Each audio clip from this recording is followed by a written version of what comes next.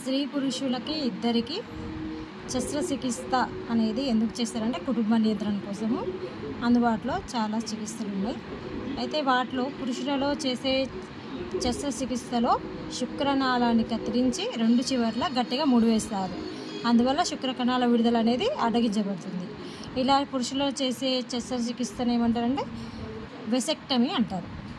స్త్రీలలో అండవాహికలో ఉన్న Fallopian tube యొక్క చివరి భాగాన్ని కత్తిరించి తీసివేసి చివర్లో గట్టిగా ముడేస్తారు.